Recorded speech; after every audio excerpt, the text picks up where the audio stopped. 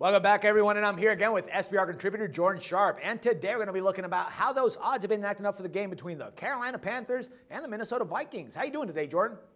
I'm doing good, Dax. Thanks, man. All right, so Lines Makers opened this one up favoring the Vikings at -3.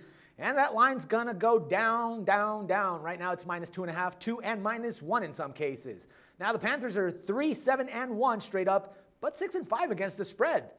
Vikings, on the other hand, 4 and 7 straight up and 6 and 5 against the spread as well. So, I mean, right now, this is just a tough one, dude. I mean, even if they put the line at a pick 'em, it just doesn't really, sound like a sane bet to make in either of these cases. What do you think, man?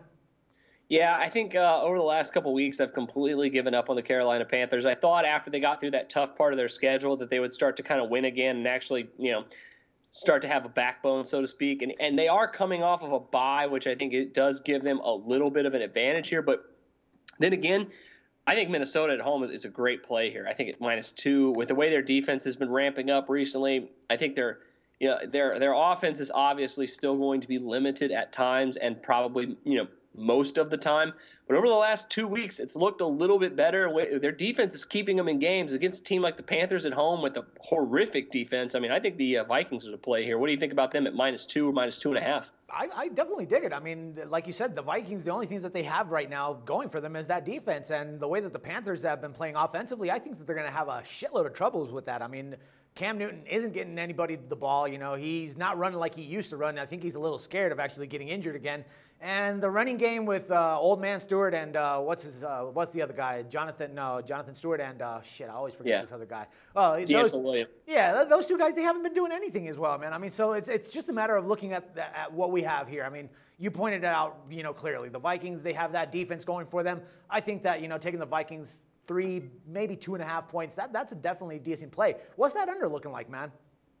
Yeah, that's another thing I think you got to look at with this game as well. The total right now, currently sitting at 42 to 42.5 points. Bovada has it up to 43 already, which is where it opened. So it has ticked down just a little bit from where it opened. But, right now, I think the under might not be a bad play either. I think that's definitely something to look at.